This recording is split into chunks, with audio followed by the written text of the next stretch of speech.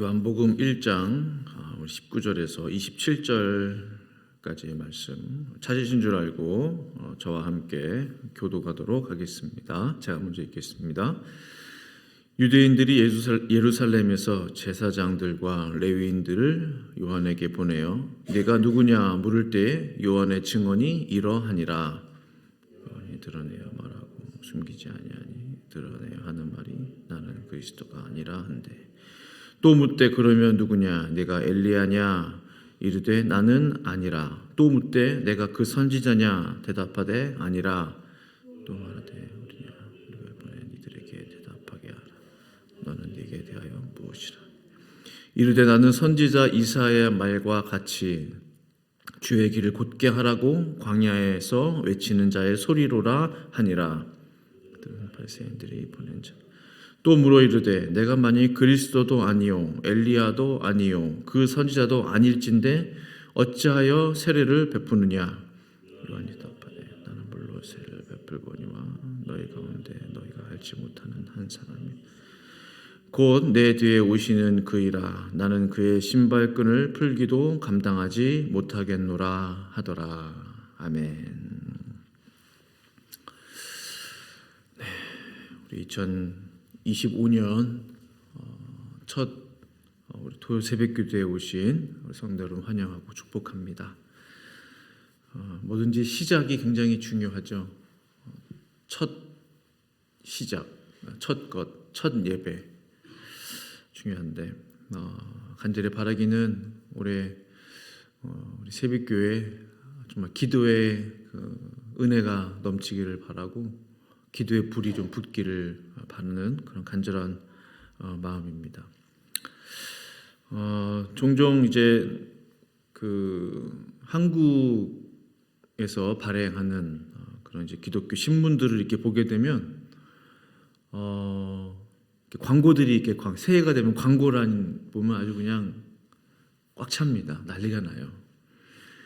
그럼 이제 뭐 신년 무슨 집회, 신년 무슨 부흥회, 말씀 사경회 뭐 이렇게 많거든요. 광고들을 이렇게 보게 되면 눈에 띄는 그런 장면들이 뭐냐면 그 사진들이 굉장히 많이 붙어 있어요. 그래서 이제 무슨 부흥회 하고 이제 강사는 주 강사 이렇게 몇 분 계시고 뭐 많이도 아니죠. 뭐 두서 분 계시면 이렇게. 나머지 분들 사진이 엄청 많이 올라와 있어요. 저는 이제 그게 항상 의문이에요. 어떤 그런 뭐 교회 전통인지 뭐 모르겠지만 뭐 주 강사 외에 고문 해가지고 한 7, 8분 쫙 무슨 고문 쫙 이렇게 하고 또 고문도 상임 고문이 있고 대표 고문이 또 있어요. 뭐가 다른지 모르겠는데. 그러니까 저 같은 젊은 목회자가 볼 때는 도대체 이게 뭔가 회장이 있고 대표 회장이 있고 뭐 직전 회장, 뭐 증경 회장 뭐 해서 와 많아요. 그래서 보면은 와 이제 이렇게 그래서 집회 하나 있는데 얼굴이 너무 많아가지고 그 집회보다 얼굴 누가 아는 사람 없나 하지 그거. 이분도 여기 나오시는 건 아니고 그냥 얼굴만 나온 거예요. 그 외에 다양한 직책과 이름들이 이제 광고 신문에 이제 꽉 도배가 되어 있는 것들을 보게 됩니다. 저도 모르게 이런 생각이 들어요. 이게 집회가 핵심이 아니라 사람 얼굴들을 보게 되는 거예요. 누가 나오나, 누가 연관돼 있나, 누가 소속돼 있나. 그러니까 왜 그럴까요? 이 아무개 목사님도 이 집회랑 연관돼 있나? 이 유명한 대형교회 목사님도 여기 부흥회하고 뭐 관련이 있나? 사람들이 이렇게 좀 관심을 갖게 되는 거죠. 아직도 제가 볼 때는 솔직한 말씀이지만 아직도 유명세, 이름, 직책, 뭐 어느 교회 목회자냐 그런 것들을 중요하게 생각하는 그런 경향들이 한국 교회에 많이 있는 것 같아요. 성도 여러분, 예수님 당시에도요 이름이 뭐냐, 당신 직책이 뭐냐 를 중요하게 생각했던 사람들이 있었습니다. 오늘 본문 내용 중에 한 말씀인데 19절이죠. 유대인들이 예루살렘에서 제사장들과 레위인들을 요한에게 보내어 내가 누구냐 물을 때 요한의 증언이 이러하니라 했습니다. 유대인들이 제사장들과 레위인들을 누구에게 보냈어요? 세례 요한에게 보냈어요. 세례 요한에게 제사장들, 레위인들 보낸 이유가 뭐예요? 뭐 인사하라고? 뭐 소개하라고? 아니죠. 도대체 세례 요한이 누구냐? 세례 요한이 누군지를 좀 알아봐라. 사람을 보낸 거예요. 쉽게 말하면 당신 누굽니까? 당신 누구냐 이거예요. 너는 누구냐? 왜? 요즘 너에 대한 소문이 있긴 났는데 세례 요한 당신에 대한 소문이 지금 막 온 유대에 파다하게 넘쳐나고 있는데 도대체 누구냐? 그걸 알아보기 위해서 사람을 보낸 거예요. 그도 그럴 것이 당시 세례 요한의 인기가 대단했거든요. 그것을 보여주는 말씀이 마가복음 1장 5절 말씀이죠. 온 유대 지방과 예루살렘 사람이 다 나아가 자기 죄를 자복하고 요단 강에서 그에게 세례를 받더라. 이게 쉬운 일이 아니에요. 당시 예수님이 활동하시던 시대적 상황을 보시면 아시죠? 교회들마다 예루살렘 성전이 뭐예요? 장사치들로 넘쳐나는 때였어요. 돈 바꾸는 사람, 소 팔고 양 파는 사람으로 넘쳐나고 있는 교회가 타락할 대로 타락한 시대였어요. 회개가 웬 말이에요? 회개가. 왜 나보고 회개하라고 그래요? 오히려 발끈하는 시대죠. 죄가 죄인 줄도 모르는 시대입니다. 돈이면 다 되는 시대였어요. 제사장들도 다 돈 받고 뒷돈 받고 성전에서 장사 좀 하게 해달라고 자리세 받고 보통이 아니었어요. 난리였어요. 그런데 세례 요한이 전하는 이 메시지를 듣고 온 유대 사람들 예루살렘 뭡니까? 종교 1번지잖아요. 예루살렘 정치 1번지잖아요. 사람들이 와서 자기 죄를 회복하는 거예요. 그리고 그에게 나아가 세례를 받기 시작하는 거예요. 놀라운 하나님의 역사가 일어나는 것입니다. 소문이 나는 거예요, 사람들한테. 세례 요한이라는 사람이 있는데 말씀도 잘 전하고 말씀에 권위가 있고 은혜가 있어. 사람들이 회개를 해. 자신의 죄를 고백을 해. 소문이 나기 시작했어요. 그러니까 그 소문이 대제사장의 귀까지 들어간 거죠. 레위인들의 귀까지 들어간 거예요. 저는 이거 보면서 이게 하나님이 쓰시는 거는 다르구나. 이게 세례요한을 딱 보니까 막 쓰임 받고 싶어서 막 나를 써주세요 해서 막 겨우 이렇게 막 자기 힘으로 한 자리 자기 힘으로 어디 목회지 그게 아니에요. 세례 요한은 하나님이 그냥 쓰시는 것들이에요. 그에게 뭐가 있습니까? 이름 직책도 없는 그런 상황 속에서 사람들이 그냥 오는 거죠. 소문을 듣고 유대 지방 예루살렘에서 사람들이 와요. 자기 발로. 이것이 하나님이 쓰시는 거구나. 하나님이 쓰시는 사람은 이렇게 쓰시는 거구나. 많은 민심이 세례 요한에게 쏠리게 되었습니다. 당시 종교, 정치 누가 꽉 잡고 있었어요? 그 권력, 대제사장, 바리새인들, 서기관들. 그들이 볼 때 세례 요한 마음에 들지 않아서 누군데 도대체 우리 밥그릇 지금 뺏는 거잖아요. 민심이 쏠리는데. 그러니까 이제 탐탁치 않게 생각했던 거죠.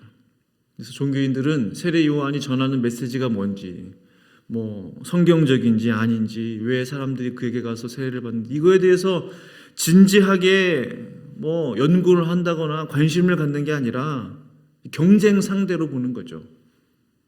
탐탁지 않게 생각했습니다. 질문하죠. 네가 누구냐? 네가 그리스도냐? 세례 요한 대답합니다. 아니라. 네가 엘리야냐? 아니라. 그럼 네가 선지자냐? 아니라. 도대체 너는 누구냐? 저 같으면 선지자냐 할 때 나는 하나님의 종이다 라고 했을 것 같아요. 네가 선지자냐라고 질문 받을 때 저는 하나님의 사람입니다, 하나님의 사역자입니다 라고는 대답했을 것 같아요. 그런데 세례 요한은 자신을 가리켜서 뭐라고 말합니까? 나는 광야에서 외치는 자의 소리다. 자신을 철저하게 감춥니다. 완전히 자신을 드러내지 않습니다. 소리라니, 소리. 그것도 광야에서 외치는 자의 소리. 도시에서 외치는 자의 소리가 광야는 아무것도 없어요. 아무것도 없는 광야, 허무한 광야에서 그저 복음의 메아리처럼 외치는 그런 소리다. 나는 이보다 자신을 낮추는 사람은 없을 겁니다. 나는 소리야. 아무것도 아니야. 나는. 제 자신을 좀 돌아보게 돼요. 제가 사역을 이렇게 해오면서 몇 번 이렇게 제 머리에 남아있는 그런 상황들이 있었어요. 제가 첫 사역을 이제 음악 전도사로 사역했을 때, 이제 사무총회를 하는데 전도사들이 몇 분 계셨는데 이렇게 쭉 이름들이 나오잖아요. 저는 이름이 없는 거예요. 그래서 다른 교육 전도사님, 신방 전도사님들은 이름이 올라가 있는데 저는 이제 그게 마음에 안 들어가지고 제가 이제 회의 자리에서 아니 왜 제 이름이 빠졌습니까? 하면서 당당하게 막 이렇게 말했던. 지금 생각해 보면 참 부끄러운 거죠. 따로 가서 살짝 죄송한데 목사님 하면서 그럴 수도 있는 건데 참 겸손하지 못하다. 그 이후에도 사역지에서 종종 겸손하지 못했던 제 모습들을 떠올리게 돼요. 제 이름을 드러내려 하고 사역에서 조금만 제가 소외되는 것 같으면 불만을 드러내고 불편한 분이 계시면 막 이렇게 얘기하고 오죽했으면 어느 권사님이 만나자고 그래가지고 저보고 하시는 말씀이 전사님 겸손하세요. 그 얘기를 저한테 하시는 거예요. 사역적으로 아무리 찬양인도 막 뜨겁게 하고 기도인도 막 이렇게 하면 뭐합니까? 그게 제 모습이에요. 전사님 겸손하세요. 오죽했으면 저희 그런 말씀 하셨을까? 제 안에 있는 교만함, 이거 꺾기가 참 힘들더라는 거예요. 목사가 돼서도 아직도 살아있는 게 뭐예요? 이 교만함이에요. 교만함. 저는 이렇게 생각합니다. 모든 목회자들이 따라야 하는, 모든 하나님의 사람들, 모든 하나님의 종들이 따라야 하는 그 모델이 누구냐? 바울이기 이전에 세례 요한이 되어야 한다고 생각해요. 바울이란 이름은 좋아요. 바울처럼, 바울의 목회. 왜요? 바울처럼 크게 쓰임받고 싶으니까.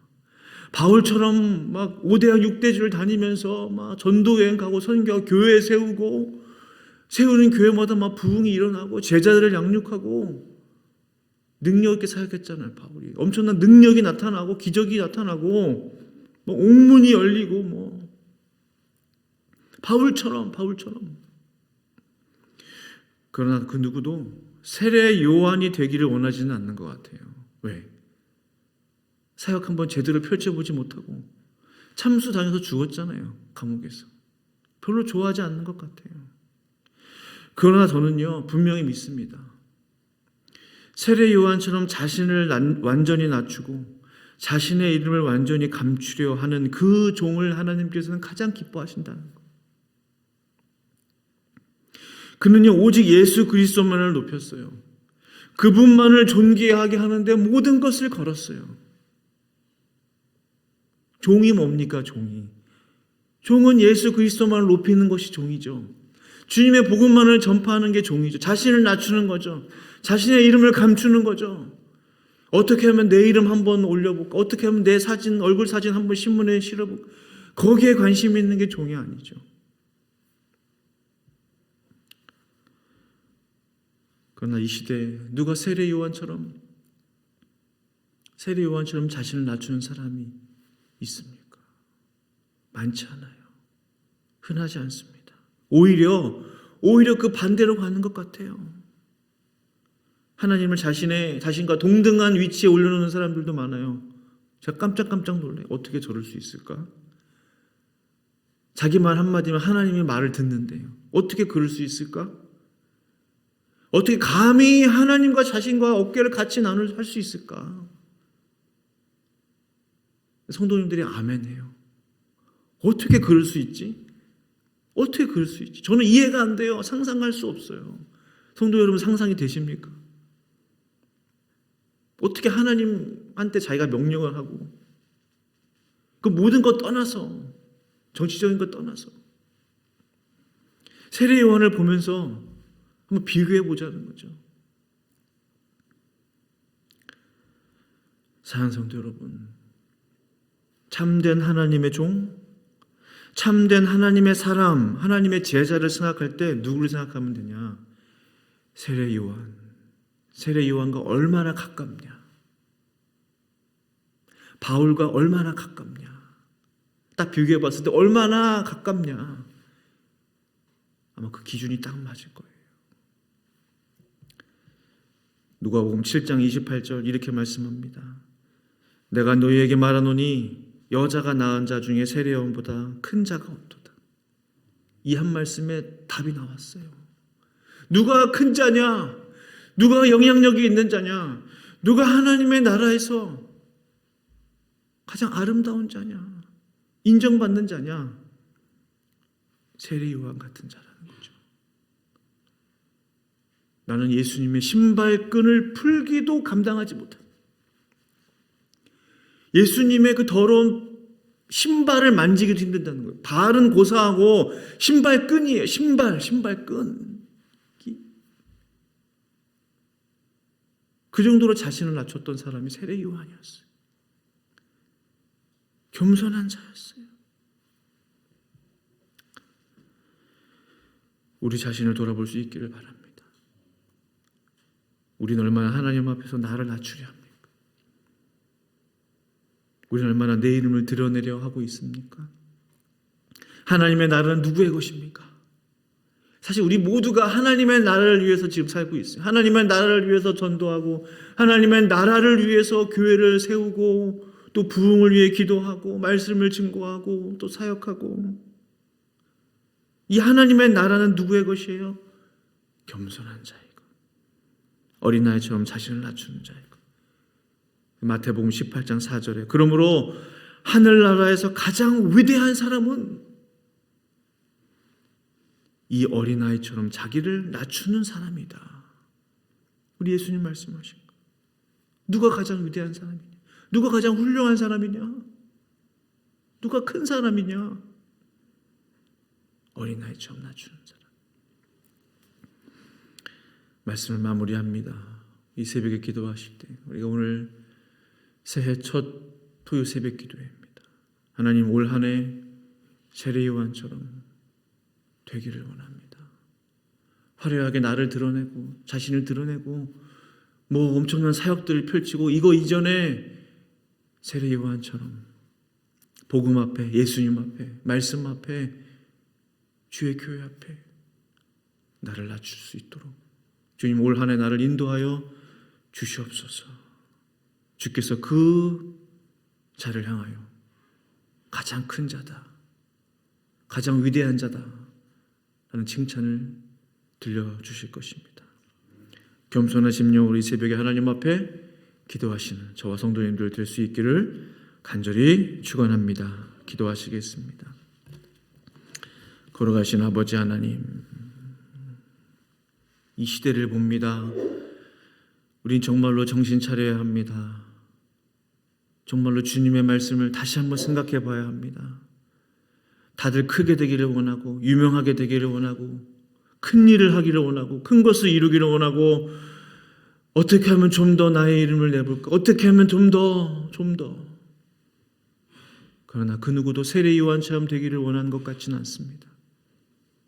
철저하게 자기를 낮추기 위해서 몸부림치는 사람은 없는 것 같습니다. 정말로 진실한 마음으로, 겸손한 마음으로 세례 요한처럼 되기를 원하는 사람은 적은 것 같습니다. 그러나 오히려 역설입니다. 주님께서 말씀하시는 것은 세례 요한처럼 큰 자가 없다. 여자가 낳은 자 중에 세례 요한처럼 위대한 사람이 없다. 라는 그 말씀을 우리가 꼭 기억할 수 있기를 원합니다. 그래서 올 한 해 하나님께서 인정해 주시는, 하나님께서 칭찬해 주시는 그런 겸손한 사람, 겸손한 하나님의 종 될 수 있도록 주여 올 한 해 은혜 주시고 우리와 함께하여 주시옵소서.